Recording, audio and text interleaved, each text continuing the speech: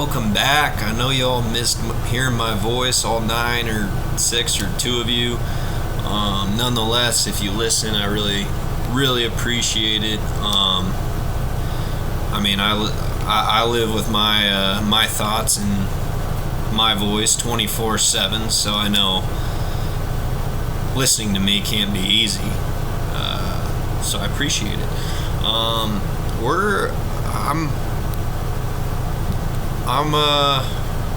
I'm gonna try and post these a lot more often. By a lot, I mean my goal is probably like twice a month, especially as the MLB season winds down, the off season comes along. I love the off season. Love seeing teams make moves. We'll talk about the playoffs too, whether the Yankees are in it or not, which they won't be, obviously.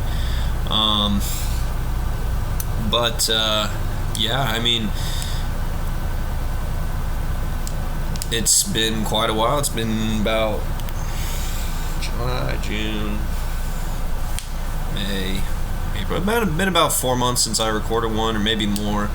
And then the last one I recorded somehow didn't have the mic on the entire, or like the sound on the mic wasn't on, which I don't know. Like every other time I've popped in here, I haven't had, other than like the first time I've used this. It's called Soundtrap. Every time I've used it, it's been fine. Like I've never had to mess with that. So that was wild. I literally recorded for like 60 minutes or something, posted on YouTube and everything, and then a buddy of mine was like, "Hey, there's no sound," and I was like, "You gotta be kidding me!" And I still haven't taken it down. So if you want to listen to, because I'm really professional, obviously, with this, and so if you want to listen to that 60 minutes of silence, go right ahead. It's still there. I haven't taken it down for some reason. So, yeah. Anyways, I still don't know why that happened, but hopefully once this goes and everything, once I get done recording, I'll double check it this time, make sure, and should be alright.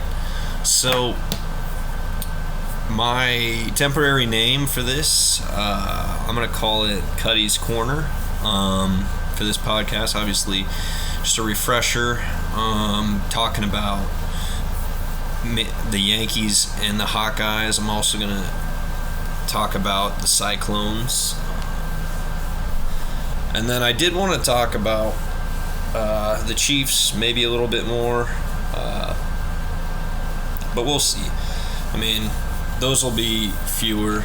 I don't always get to watch Chiefs games because of I really didn't watch very many Chiefs games last year. Obviously I kept track of them, but just with my schedule with work, and I just never really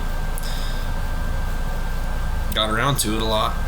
But I do my best, whether it's on my phone or whatnot, if I have work, to keep track of the Hawkeyes and then dive a little deep. I'm trying to dive a little deeper into that, and then I'm gonna come out with some episodes hopefully in this next week or so, or hopefully by the end of this weekend. It's really not hard to do this. I just don't have a lot of time, and then when I get home and I actually have time, my schedule, I end up just playing my PlayStation or something. So yeah, I'm looking to do this more often, just because I like getting my thoughts out there and get them off my mind, off my chest,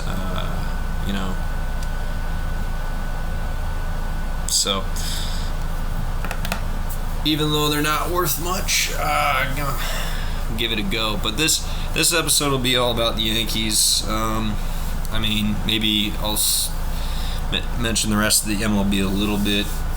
Obviously I will if I'm talking about an MLB team. But yeah, and if you any of you who listen to it have a better idea for a name, I've never actually I very rarely branded myself or called myself Cutty. It's just a nickname I got in college from my good buddies in college, and alliteration's always fun, so I'm going to go with that for now. If you have a better idea, go ahead and text me or drop it in the comments, because that's always what people say, so let's go with that. So let's get into it, like I said, so the title of this is going to be, if you haven't read it already, is the sad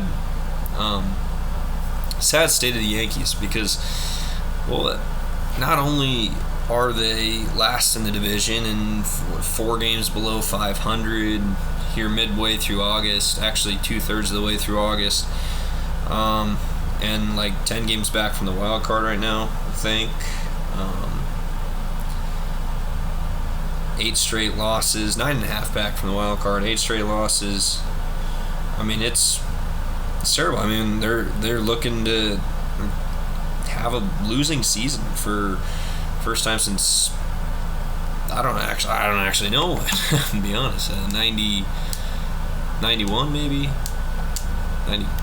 94. No, 94 was good because the strike ended that season early, and they were good in 94.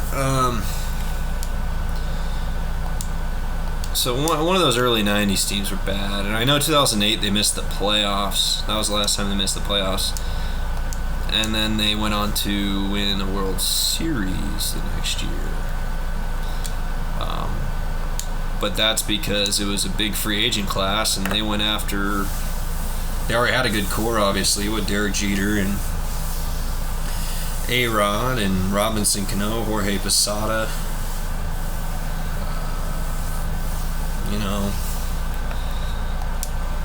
Andy Pettit. Gosh, my memory doesn't serve me well right now. But then they went out and got A.J. Burnett, CC Sabathia to round out the pitching staff and make it a kind of elite, obviously, and then bring in Nick Swisher and Mark Teixeira for that lineup. Johnny Damon, did he come the year before, I think? But yeah, I mean, and they had Hideki Matsui, World Series MVP, the GOAT. But nonetheless, I mean, it's obviously bad record-wise, it's bad performance-wise, it's a bad product to watch on. I'm gonna start watching it more. I mean, I just really haven't gone out of my way to watch them lately. Like, I'll tune in when I do have a little downtime, which I haven't had a lot of lately, but usually even when I was busy, I'd still try to have it on my phone in some capacity and keep track of it. But man, it's just a bad product to watch right now. You have aging veterans playing very bad baseball. I mean, Stanton, we're getting the worst version of Stanton we could have possibly got this year. Not only did he get hurt again, but even now that he's healthy, or so he says, or so they say, he's been a very, very bad hitter, aside from a 1 week or 2 week stretch he had in July, which are really holding up his numbers right now to somewhat kind of okay, but not really because it's a low 700 OPS. DJ LeMahieu's been okay since the All-Star break, but he had a really terrible stretch. I'll get into Anthony Rizzo's case in a little bit too, but obviously he was the worst hitter in baseball for about a month and a half stretch, and DJ LeMahieu wasn't too far behind.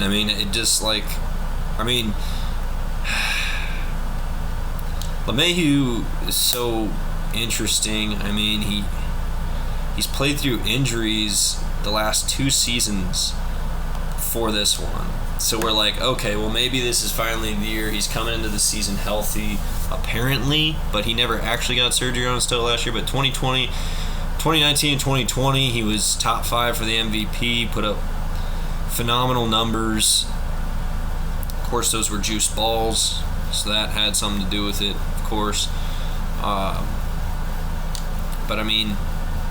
Just phenomenal hitter, and he's always been a good hitter. And then 2021 was a really down year for him, but turns out he was battling through a sports hernia, So that can't be fun to play with. And then 2022, his first half, he was phenomenal, and he was walking more than ever, and he was, I think, top 5 in WAR midway through the season, as the Yankees were having a phenomenal season at the time, and he was a big part of it, leading off in front of Judge and just continually getting on base for Judge, who had the MVP season, of course. And then he hurts his toe, whatever it was, and he ends up being terrible. And then they finally put him on the IL, and then they don't bring him back for the playoffs. And then he doesn't get surgery in the off season. And then in spring training, he's hitting the ball hard, doing pretty well. He had a solid April, and it just, I mean, I have to believe he's hurt again, unless he really just, with the strikeouts that he, like, even though he hasn't been as good of a hitter the last 2 years, the strikeouts have never been this high before. And I don't know, it's very weird. It sucks, because I love DJ LeMahieu, and honestly, for his production, when we signed him to a 6-year, $90 million deal, that seemed like a bargain. $15 million a year for a versatile defender who, you know,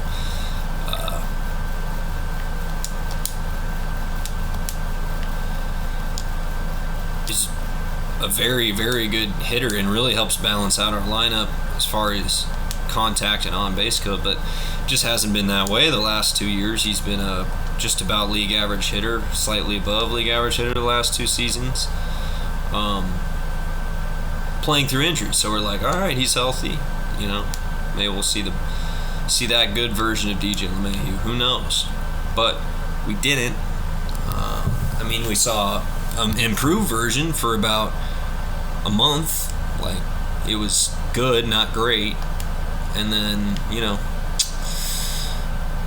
then he had a terrible month and a half stretch, and then his numbers actually aren't bad since the All-Star break. Still not really hitting for power at all, which I think without juice balls, DJ, that's just who DJ is. He's not a power hitter. With the juice balls, he kind of was. So, you know, that's just a curious case, and I think, though, like, he's still a good enough hitter and a solid enough player that he does hold a little bit of trade value, and I'll get to that in a little bit too. But so not only has the on-field product been bad, obviously, like, Judge getting hurt didn't help, Rodon being hurt to start the season, Bader being hurt to start the season, Nestor being hurt most of the year. Really tapping into our pitching depth, which really pitching hasn't, with all the injuries, has not really been that bad, and with Severino being just awful. Like, what happened there? I still don't know. Some people say it might be the pitch clock, and he's just not right with it, because that seems to be the only thing that has changed, because he was a very good pitcher last year. I mean, he only made 21 starts because he got hurt again. But, like, he was a very, very good pitcher last year. So I don't know. And now he's terrible. He's the worst starter in the game. Man, it's been after being hurt too.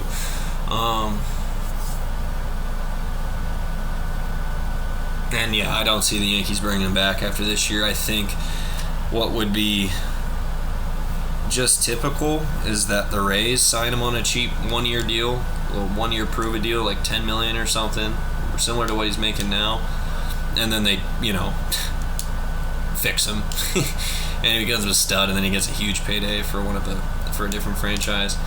I think even if he had a good year, he'd be gone anyways. I don't think the Yankees are going to pay him. I think with the injury history, and I think just some of the other history between Sevy and the franchise, not that it's been really bad, but some of the comments he's made in the past and the way the Yankees have handled his injuries, I think he might be, you know, kind of done with the Yankees anyways after this year. But yeah, he's been awful, just awful. It's not even like he's walking a ton of it. He's just giving up barrels and barrels and barrels and barrels. It's crazy. So yeah, I mean that's been, the product has been very bad to watch. to listen to look at. So that's kind of that recap of the performance so far. Yeah, so next I just want to kind of address, just other than the bad performance on the field, the silliness, the goofiness, the ridiculousness of the Yankees, kind of off the field, I guess. I guess off the field, and it also has to do with on the field too. It's just like it's been so disappointing to watch them, and then nonstop we got to hear about other BS.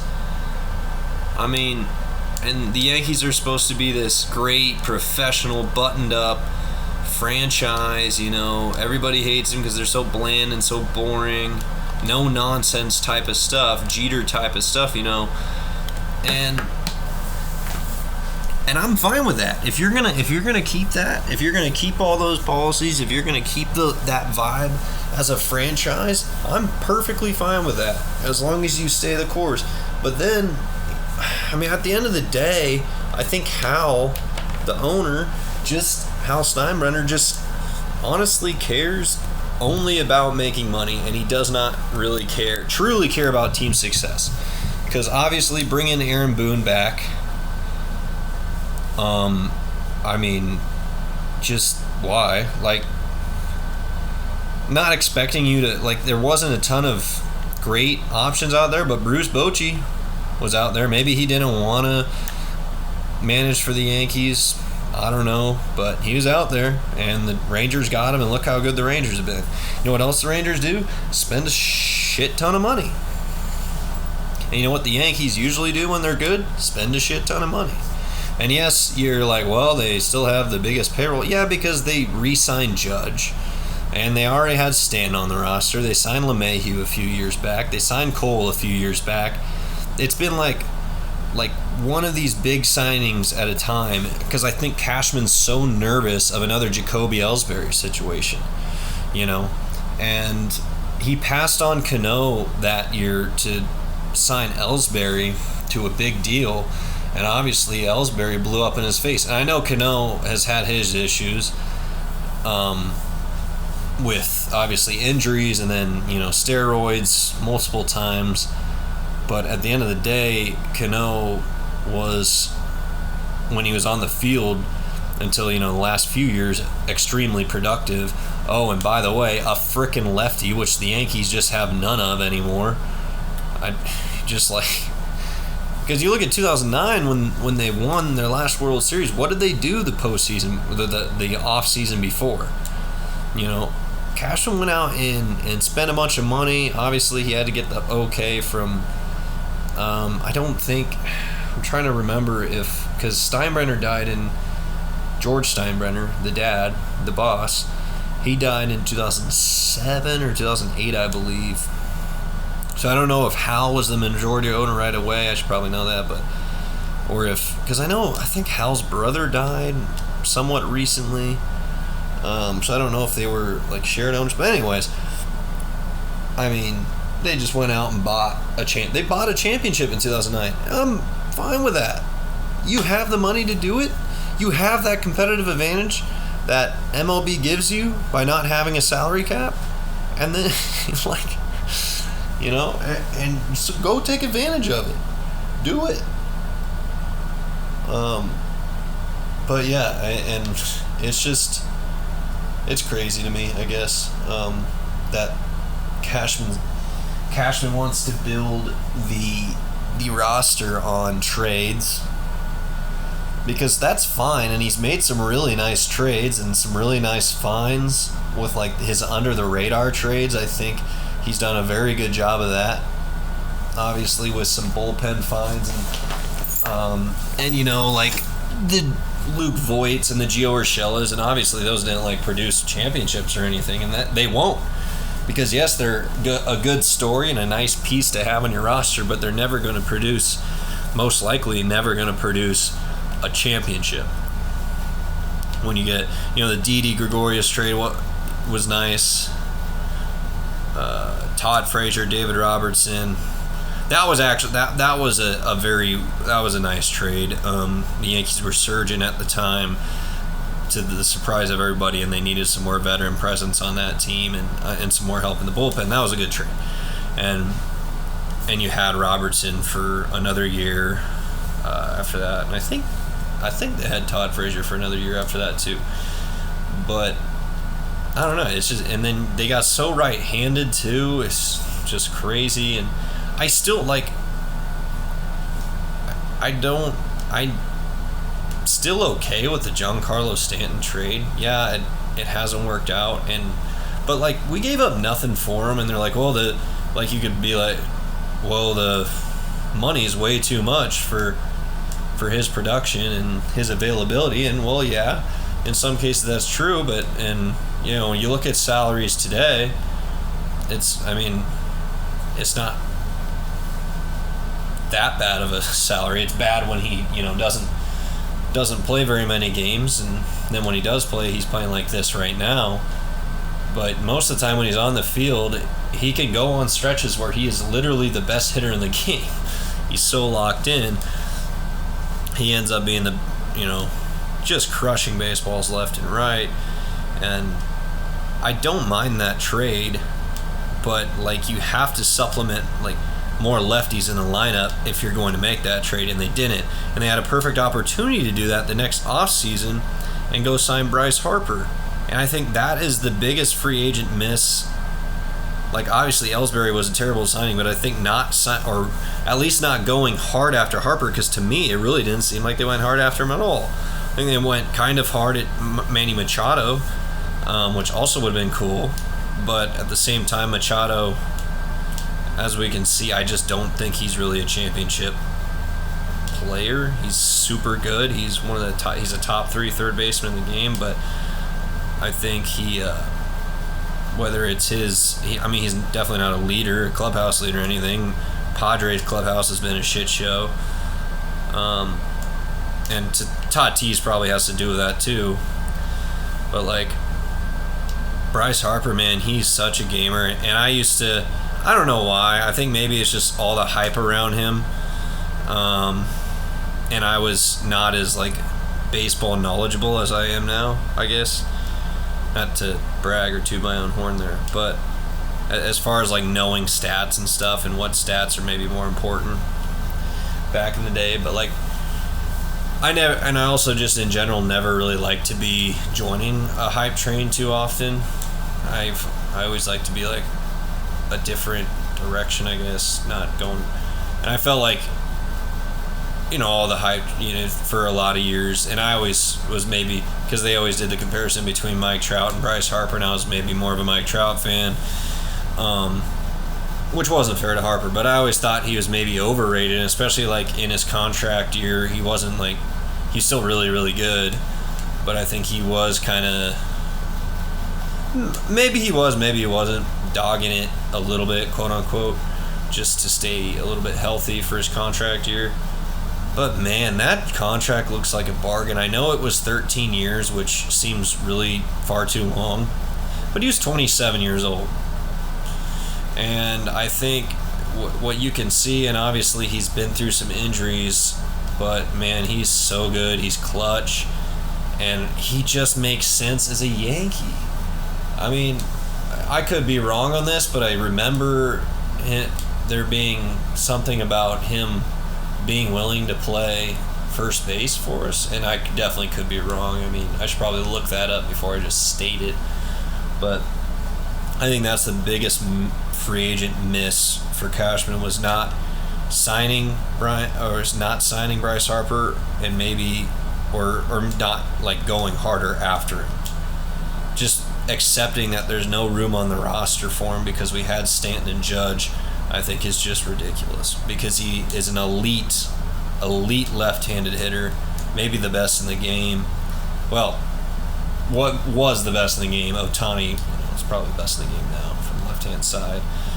But yeah, it's just so frustrating. That's my thoughts on that. I haven't even really gotten to the weird off-field shenanigans. So it comes out that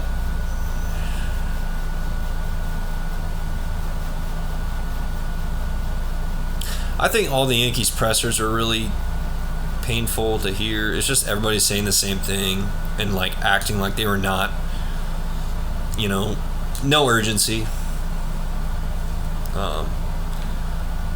And I don't know. And apparently we just can't find, as an organization, can't find good trainers. I know it's not all on the trainers to keep athletes healthy, but like why can't I mean, and other teams have issues too.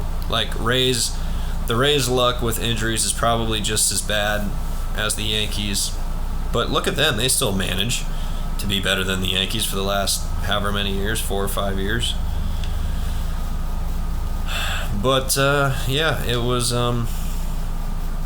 but the off-field, like Anthony Rizzo getting a concussion, and then somehow our training staff decides he doesn't have a concussion, lets him play for a month and a half, and he's the worst hitter in the league for a month and a half, and they don't come to the conclusion until then that he's, he's been suffering from post-concussion syndrome. What? How? Like, that was the biggest. Oh, I was so dumbfounded. I was like, how do you, like, especially with the last 10 years, how much more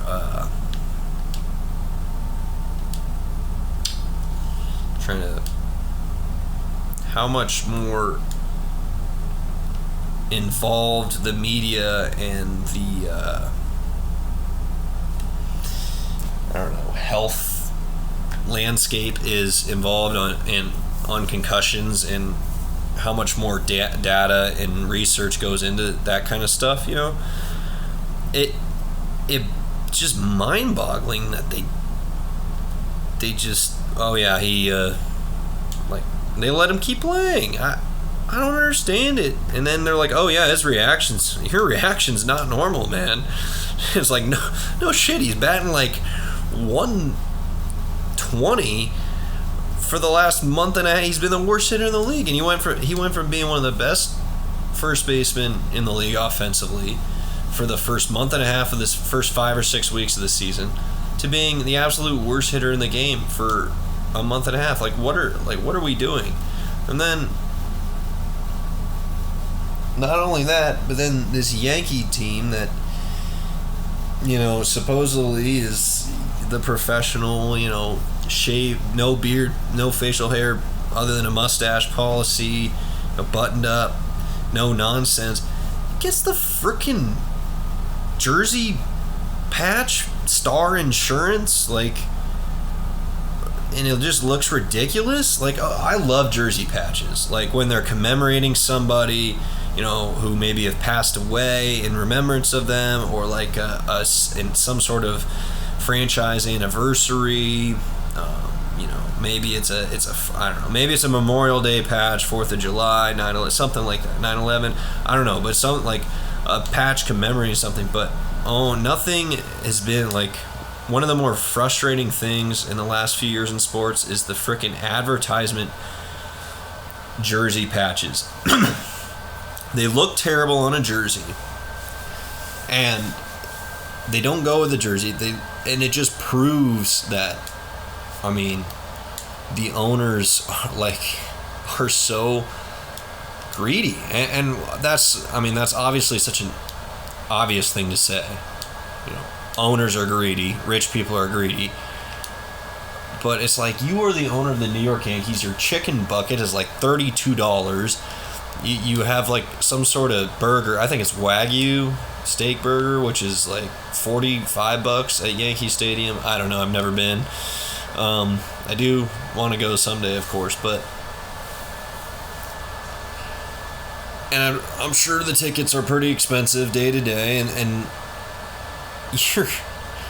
you're gonna put a dumbass jersey patch on there that says Star Insurance. Like, something I've never even heard of before. I can't imagine the amount of money they paid to get on the Yankees jersey. Oh, it's so gross, so frustrating, and it, like, okay, like, if you're gonna do that, abandon the facial hair policy, abandon, all this other bullshit. Like, you're obviously, because, and they're not, they don't have the front office, the manager, as a whole, the franchise doesn't have the same mindset anymore, and it hasn't had the same mindset for a long time. It's like they won in 2009, and then they were just like, all right, 27 World Series, that's fine. We're just worried about making the playoffs. We're not even worried about division titles or anything. We're just like, let's make the playoffs. That's our bare minimum goal. I mean, just come on, like, and it's so clear, and I just don't think anything's going to change, and that's what kind of, and then, okay, and I won't go over it too much, but the other weird shenanigan off the field was Domingo Germán coming into the clubhouse hammered, and then, like, confronting people, and there's confrontations, and yelling at Boone and the other coaches, and then our expert training staff sticks him in the sauna to sweat it out. It's just like, what? And then it sounded to me like they didn't, like, they either lost it, like he left and they just, like, lost him or something. Maybe that's probably not true. I probably misread the article, but I was just like, what is going on? And I'm praying for Domingo. Like, I hope he's fine. He's obviously had a ton of off-field issues and seems to not be the best person ever, but I don't know him personally, and it seems to me like teammates still like him for the most part, and he's just obviously had some incidents, and it seemed like he had turned the corner this year. He's been healthy, he's been pitching, like, he threw a perfect game this year, and he's been pitching, like, he's had some rough starts here and there, but, like, he's been pitching like a fourth starter pretty good, and having some rough starts in between some good ones, and then one phenomenal start where he was just fantastic. Perfect game. Not just a no-hitter, which a no-hitter is hard enough and amazing in itself, but a perfect game. And I know it was against the A's, but that's still 9 major league hitters there. Like, and then, like 2 weeks later, he shows up just hammered out of his mind. But, like, CC Sabathia went through this before, with drinking issues. Like, apparently he was drunk damn near every day other than the games he started. So I don't know. I don't have any faith in our training staff or maybe an organizational philosophy. There's stories coming out that our minor league coaches don't even, like, coach the game of baseball. They're more worried about just making sure the optics, like the exit velo is high. They have, like, games and stuff to, there's no, like, situational stuff being taught. It's just, okay, let's get this guy's arm velo up. Let's get his exit velo up. It's not like, which, I mean, there's a place for that. Baseball, obviously, like, improving those numbers is good. It's not going to hurt you, but I think there's, so the off the field stuff's been very frustrating as well. Like, that has been, whilst this terrible season is going on, that has been a cloud over the Yankees as well.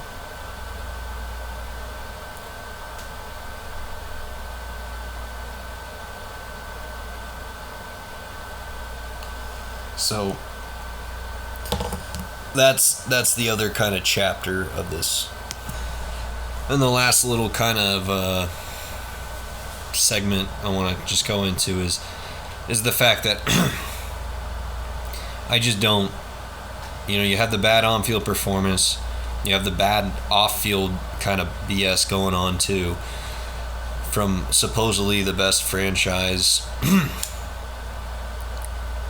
not only in baseball, but kind of in sports history. I mean, no one's won more championships or, anything like that. No one's had more great players in their respective sports. I mean, there might be a soccer team or one of the lesser known sports out there, for Americans at least. That's another debate. I don't need to get into with myself. But I think I just don't see change coming, which is just too bad. Like every year, I have hope that the Yankees, this could be the year, and I should, as a Yankee fan, you should have that hope. Like, they have all the resources, usually they have the players, but, I think it all started with letting Girardi go. And I'm not saying if we still had Girardi as our manager, we would have won a championship by now. But I think what happened after that, because I think the Yankees were going in a direction he didn't want to go to, and he was stubborn in his way. I don't think Girardi maybe wanted to go with the analytics, what it seems like. He's an old school dude, obviously. And honestly, I agree with Girardi, though. He's not only, was a terrific defensive catcher in his time and was on a lot of great teams, including some Yankee championship winning teams. Excuse me. He also was a very, very, young manager and led the baby Marlins to success in the early 2000s, and then Yankees brought him on board, and he won in his second year a championship with them, and has done great job, like especially in the early 2010s. Obviously, they had super talented teams. I think 2009, 2010, 2011, 2012, just uber talented teams.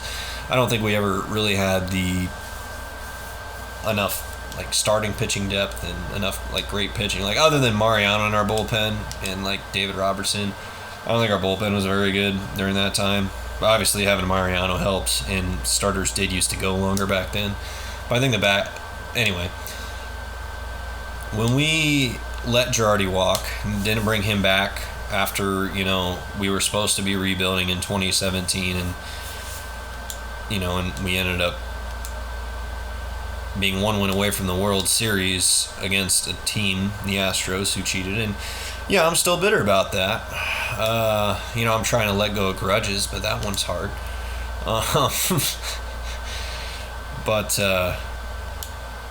Yeah, and that was a great team, and then they let him go because they said he didn't keep the young locker room together. And I don't know, and maybe that's true. Maybe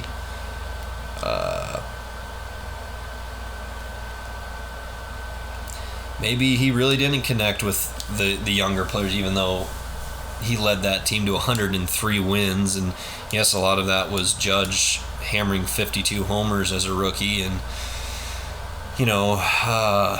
Gary Sanchez being good, Didi Gregorius being pretty good.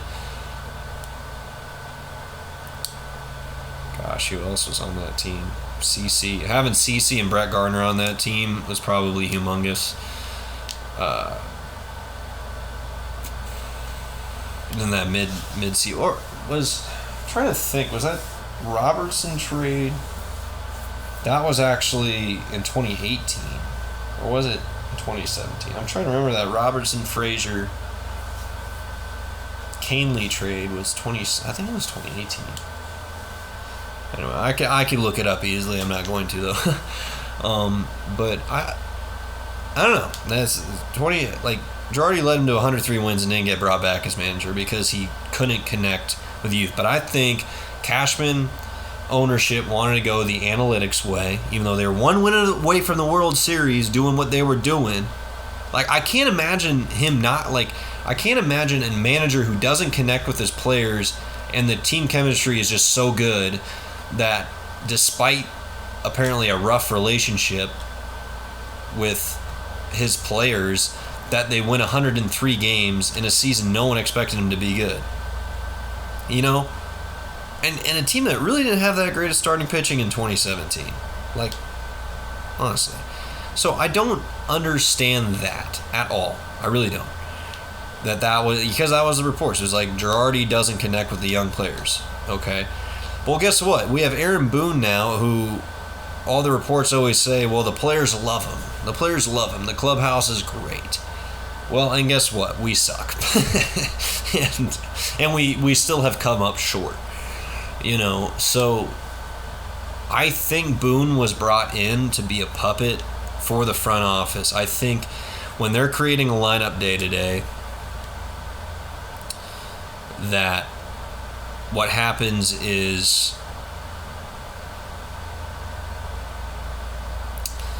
Cashman has his idea, the front office has their idea, the analytics team has their idea, and Boone gets a little bit of a say too, and then they make a lineup. And maybe Boone has the final say at the end of the day, but I think he was hired more as a puppet. Okay, you're going to, just make sure the vibes are good in the clubhouse, connect with the players. You're going to go to battle for, you're going to, argue. You're going to have their back on the field. But really, what's you're going to be there. You're going to be our manager. You're going to be the manager of the New York Yankees. You're a Yankee folk hero with that home run you hit in the 2003 LCS. But really, you're being brought in to just basically keep the clubhouse together. The on-the-field stuff, the roster construction, you're going to have no say in that. It's going to be, and you're going to say cliche stuff and sound bites to the media to make sure it's all running smoothly. It's just going to be you're going to be a puppet, and we're going to trust the analytics here. We're going to go full on into this, and we're going to yeah. So if you get what I'm saying, I know that wasn't a very clear definition of probably my thoughts there, but that's I think Boone was not hired because they thought he would make a great manager, because I think we've seen some of his managing decisions, a lot of his managing decisions, especially some of his bullpen moves and how he manages the bullpen, have been suspect at best over the years, especially in the playoffs. But I think you can point out any even the great managers have made mistakes in the bullpen. It is a crapshoot, and I'm not here to defend Boone to the end of time and say he's the greatest manager ever. I don't think he should have been a manager in the first place. But I also think he has enough baseball sense to not do some of the things he's doing. And not take the regular season so unseriously. Because I think they've always taken the regular season unseriously, like last year. They jumped out to that massive lead in the division, and instead of keeping on pushing, they slowed down for a 500 July, but then they just started resting guys in August and taking time. And then our 10-game division lead almost evaporated on us. It got to 2 or 3 games at the end of August. Then we, got going again. And I just don't think they take the regular season. It's just like this year.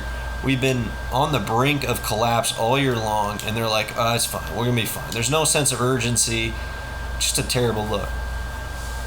I just don't think Boone's given a fair shake. I think in the playoffs last year when he finally said, all right, we're starting.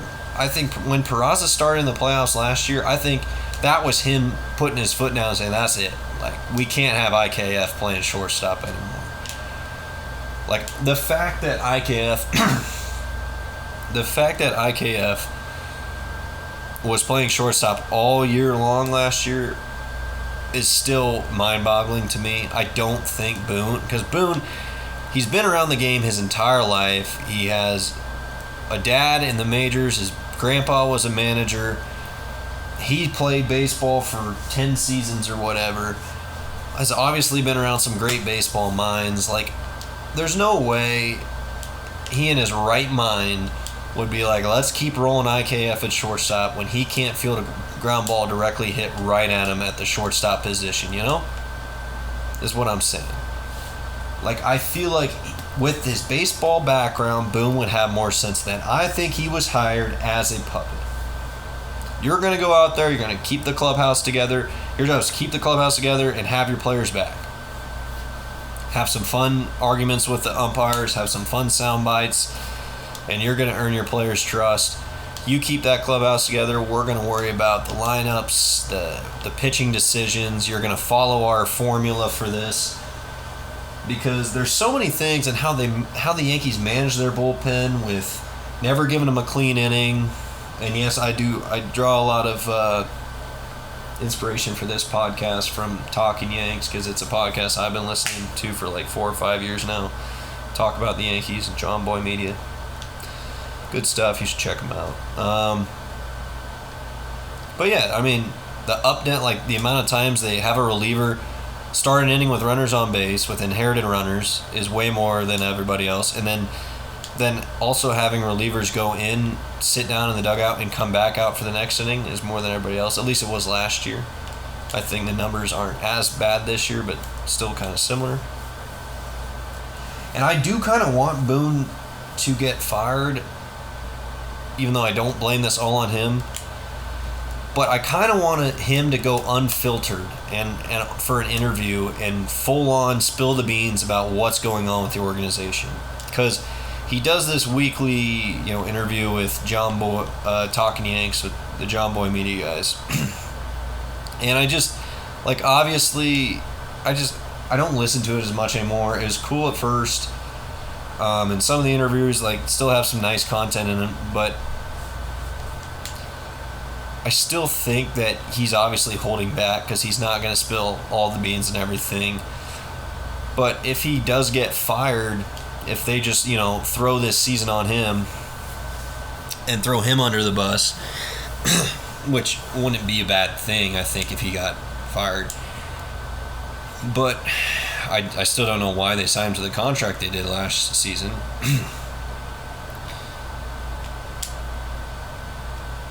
But I'd love to hear him do an actual unfiltered interview. Maybe he's a little too Yankee way, old baseball way, too classy maybe to do an interview like that. But I would love to hear what's really going on. What is the actual mindset of Hal Steinbrenner? Because now there was reports that Brian Cashman was begging to sell at the deadline and get rid of some players. Probably need a drink of water, sorry. But, so is it just, I don't know. I really don't know. But I just don't think things are going to change. Boone's still under contract unless they really do fire him. I don't know. I'd love to hear if he did get fired, if he went totally unfiltered and spilled the beans on the whole operation, what's really going on in the what Hal Steinbrenner's really like, what's his approach really like. I know a lot of people are lobbying for Derek Jeter and Don Mattingly to be hired, like Mattingly as manager, Jeter's front office. That would be cool, and I think at the very least would just bring a winning attitude, and fan interest would be humongous if that happened. I don't know if that'd be the best move ever.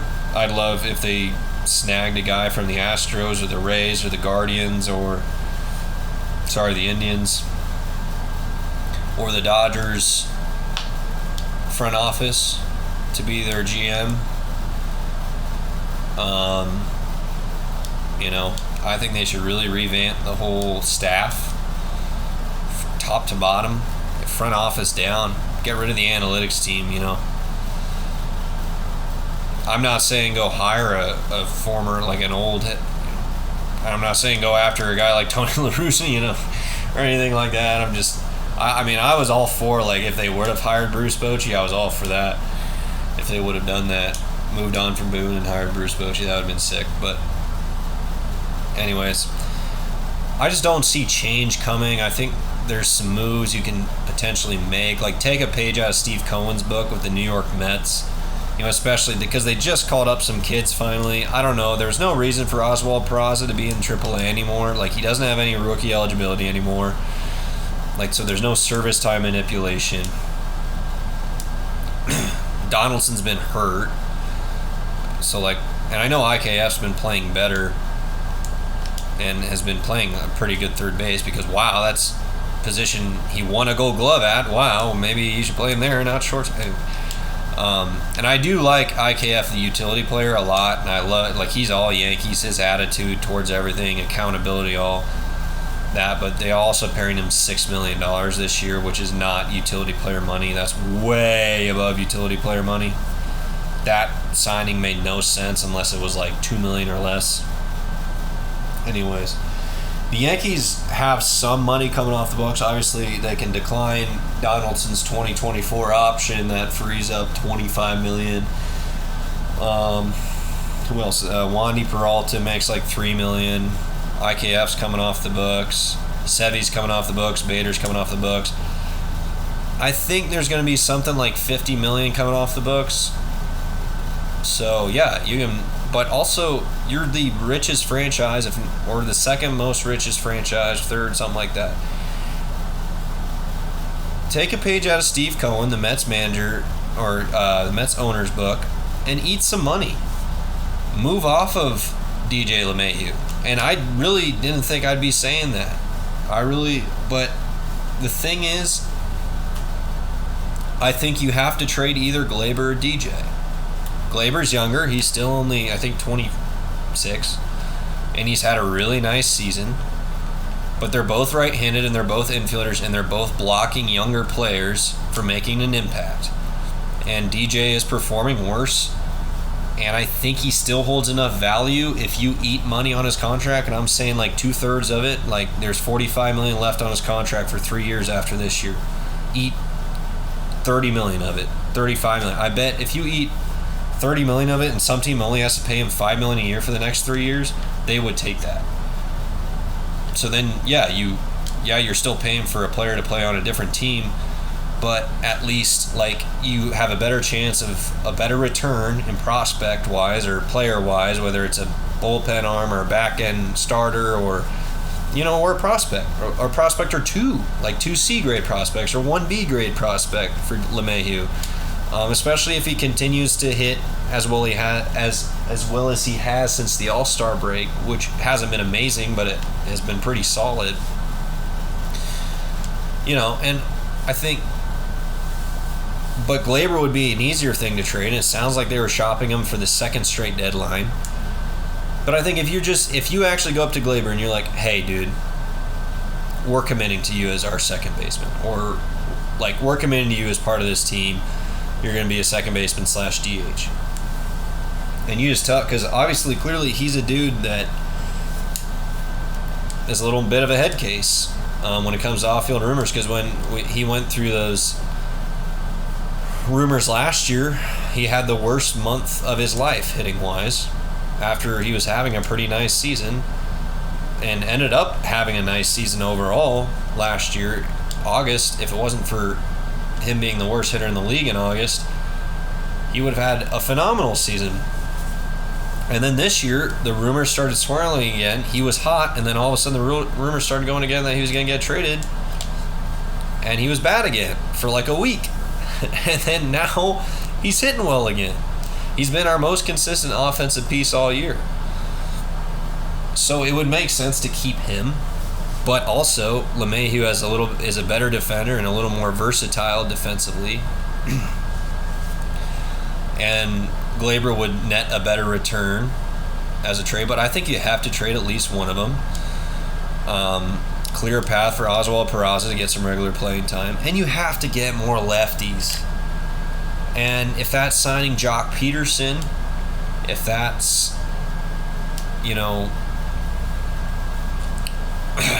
I mean, I can save the offseason plan for the offseason, of course, but you have to get more left-handed. I think pitching will be fine heading into next year. If Rodon's completely healthy, if Cortez is completely healthy, you're looking at a rotation of Cole, Rodon, Cortez, Schmidt, and fifth starter, which could be a free agent signing. I'd love to bring Jordan Montgomery back. He's done nothing but shove since he left the Yankees. I'd love to see him pursue Aaron Nola. I think he's a free agent after this year.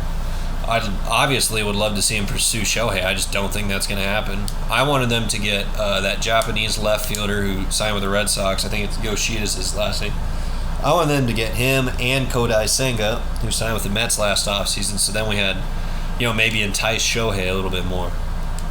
And plus, the Yankees needed more left-handed bats and a left fielder, which Yoshida is. Make it make sense. Make it make sense. Where are the lefties at? Where have the lefties gone? I mean, I loved Luke Voit, and man, he raked with the Yankees when he was healthy, and I know he struggled to stay healthy a lot, which sucked. But at the end of the day, he wasn't a great defender, and when we brought in Rizzo was a left-handed bat.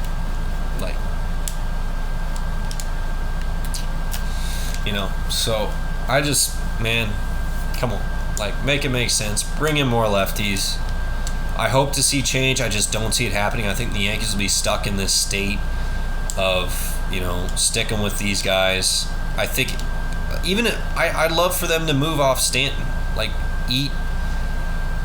He's got 4 years left on his deal, probably $115 million or $120 million left on his deal. Eat 3/4 of it.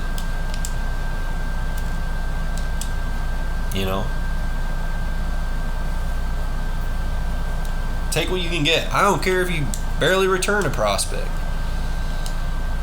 It's like 2 low A guys, Just because when Stanton, if you move off Stanton, if Hal is just willing to eat some money on these contracts, we held on to Hicks for way too long because we were worried about eating money. We held on to Donaldson still too long because we're worried about eating money.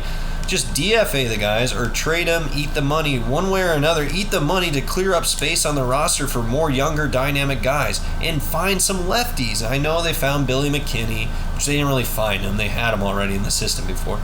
They found Jake Bowers, and they're these feel-good stories, but at the end of the day, they're still role players. They're not stars. They're not going to help us win a championship. They're not going to help us push to the playoffs unless they're actually in that role player mode. There would be phenomenal role players if we had a good roster, a good starting 9 in front of them. That would be a great find. That would make me feel great about that. It's like, oh, well, look, we got all this production out of Billy McKinney and Jake Bowers. Well, great, they're still low 700 OPS guys, and their OPS plus is barely over league average. Yeah, it's cool that they really didn't have any track record of success until this year for the Bronx, which is weird how that happens to some guys, and then big names come over and they struggle. But at the end of the day, the fact that we're using them in our lineup, those are the lefties we bring in. When Bowers can't play defense anywhere except for first base, when we already have Rizzo, which, yeah, it's working out now because he's hurt, but now Bowers has cooled down and really not doing much. And then you got Billy McKinney, who is an okay defender because he's traditionally an outfielder, but also he's still a 730 OPS. That doesn't move the needle. That doesn't win you games when the rest of your lineup sucks ass like it has this year. And excuse my language, but this is also obviously you can tell it's also a venting session. I mean, this is a sad state of the Yankees. It's a venting session for me, and I vented to other people already. I have a Yankee co-worker who I talk with almost on the daily. I think we're both in the same state of mind on these things. Most of these things. I think the rest of the season, they just called up Everson Pereira. I'm so excited. My coworker said today, I wish he was lefty. I agree, but at least he's somebody young. Hopefully he can play a good left field. And, we find some other lefty. Hopefully Estevan Florial gets called up. I mean, why not? I know, they're all worried about a strikeout issue, but I just think at this point it's so dumb to worry about that and just let the kid play for a little bit. Let Oswaldo play, give him some extended run and really find out if he can be an MLB hitter. Because I felt in the end of last year he showed he can be, and then this year he's just struggled. But I know he's had some regular run, but I also think it's still in a way irregular to a point where it's not consistent enough for him. So either make a decision on Oswaldo to play him at the MLB level consistently or play him at AAA consistently, so we can find out what we need to find out about it. And yes, play Oswald Peraza as much as you can. I'm looking forward to seeing Peraza and Volpe on the left side of that infield or in the middle of it consistently and seeing what we got for like a month and a half. I think that's going to be fun. And it'll just make the rest of this season fun. Call up Austin Wells, a left-handed bat. Maybe when the AAA season ends, call up Dominguez. Screw it. Another switch hitter, left-handed bat. And just see what we got. Because we're not making the playoffs. We have to go I think 31-8 the rest of the way or something like that, or 31-7 the rest of the way to have a realistic shot at making the playoffs. To get to 90 wins, we'd have to go I think 30-8. It's not gonna happen, right? So, shoot, I gotta go. But anyway, I'll stop rambling because I'm at 60 minutes now. No one's gonna listen to all this. It's too much. If you made it this far, really appreciate the listen. If you listened to any part of it at all, really appreciate it. This is not, I'm not trying to make a name for myself or anything, obviously, but this is it's fun for me, and I'm just happy I actually got one, did it. Hopefully this works out when I, convert it and make it work, so the sound actually works this time. Anyway, thanks for listening. Hopefully we see some change in the Yankees. If you're not a Yankee fan, you're happy you're seeing this, congratulations. All right, peace out. God bless y'all.